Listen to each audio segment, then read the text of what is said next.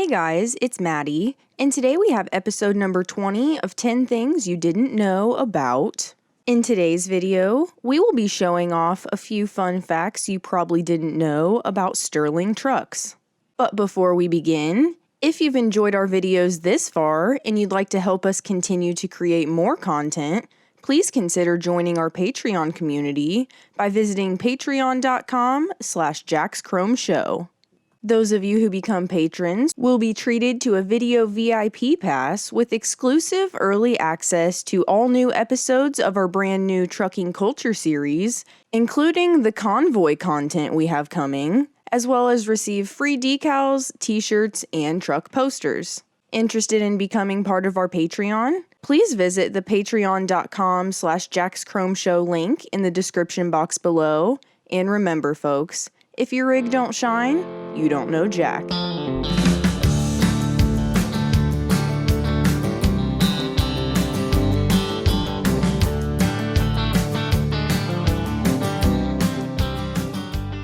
Number 1.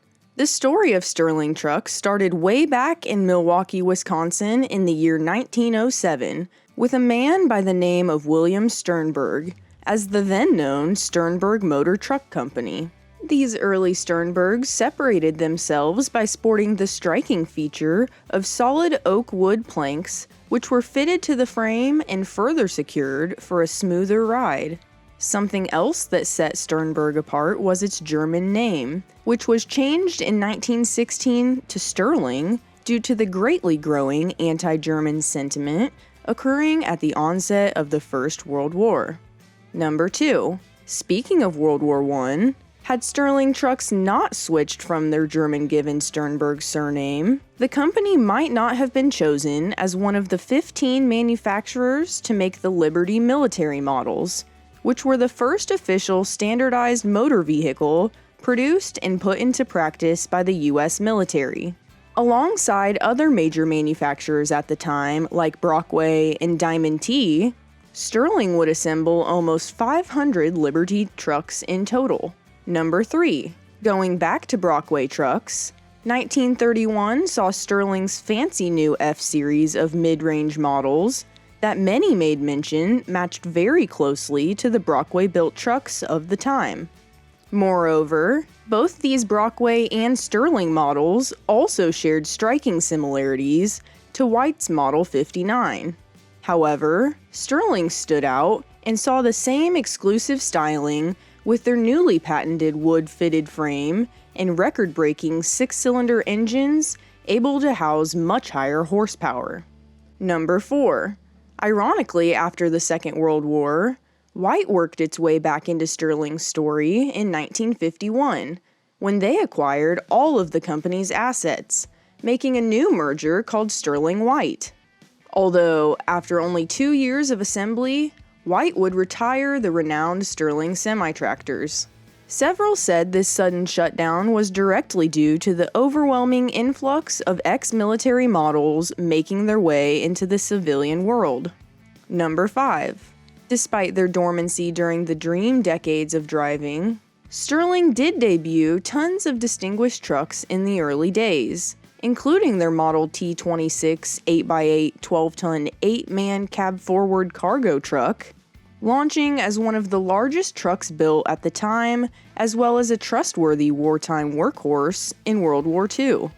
Before they began building military models, though, Sterling made many other magnificent models, like their most rare and ravishing J-Series, with waterfall grills in 1939, featuring some of the first Cummins diesel engines ever.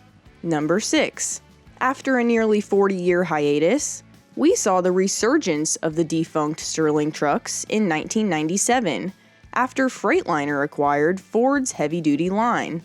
These fresh-faced freight haulers essentially forged Ford's trucks into an all-new Sterling Fusion, sporting bodies built by third-party manufacturers and serving in a variety of heavy vocational vehicle variants. In fact, these shiny new Sterlings even went as far as to steal the same naming system from Ford for the launch of their new line, as they introduced their own L line, which was derived directly from Ford's beloved Louisville line and shared several similarities, as well as their A line, which essentially served as Sterling's version of Ford's Aeromax model, with the A in A line also being short for Aero.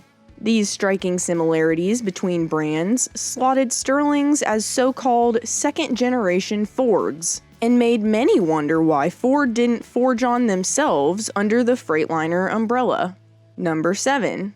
Further following in Ford's footsteps, Sterling also announced their arrival into the medium-duty market with the introduction of their all-new Actera model, which utilized the exact same body used on Ford's LNT 9000 trucks. The Actera could accomplish a range of applications with ease as Class 5 through 7 trucks and quickly became Sterling's most popular mid-range model. Number 8. Sterling wasn't done with dabbling in lighter-duty trucks yet, as they debuted their Dodge-derived Sterling Bullitt medium-duty vocational pickups. These Class 4 and 5 models were manufactured by the then Daimler Chrysler Corporation, who at that point owned and operated both Sterling and Dodge truck divisions and made use of the Dodge Ram 4500 and 5500 series parts with a modified chassis cab. The only other visible differences between Dodge Rams and Sterling Bullets were found in their new front fascia, with their uniquely stamped grills and badging. Number 9. Despite at one point accounting for almost 15% of Daimler's sales, Sterling's demand had slowed down so much by the late 2000s that the decision was made to discontinue Sterling models and shut down their production at Daimler's St. Thomas plant in 2009 and subsequently at the Portland plant in 2010. Approximately 25 to 30 trucks were assembled per day during the final month of production, with the last of these beloved big rigs being built for ABF Freight, who at the time served as number 15 on the Transport Topics 100 list of the largest U.S. and Canadian for-hire fleets, running over 1,200 Sterling semi-tractors. It was also announced that the company's manufacturing operations would essentially continue under the consolidated Freightliner and Western Star brands. As Daimler claimed, they were unable to find an application that Sterling covered that couldn't be better covered between those two companies. Number 10. Although one of the oldest original truck manufacturers among other greats like White and Mack, Sterling still saw a drastic downward spiral due to a number of reasons. Many have suspected that perhaps one of the most prominent rationales being that these big rig trucks truly missed out on shining in the so-called golden era of trucking that took place during the 60s, 70s, and 80s. Sterling's uncertainty certainly shook what could have been the star of the semi-tractor show. Although several of the second-generation rebadged Ford Sterling semis still stay steady trucking on to this day, and many can even be found right around here on the daily near our very own Jack's Chrome Shop in Lafayette, Indiana. Thank you so much for watching our 10 things you didn't know about Sterling trucks. Before you leave, make sure you like the video, check out the other videos on our channel, and subscribe. We have finally reached our goal of 20,000 subscribers, so thank you all so much for your support for the show. Next stop, 50,000. If you have any questions, comments, concerns, or anything else you'd like to talk to us about, please be sure to tune into our podcast, The Chrome Corner, Wednesdays at noon Eastern Standard Time, and join Maddie and Dave as they answer viewers' questions and discuss all things Chrome. If you'd like to stay up to date with the new projects we have coming, please follow us at Jack's Chrome Show on Facebook, Twitter, and Instagram. We still have our truck history shirts available on our website at jackschromeshow.com, so please be sure to check them out.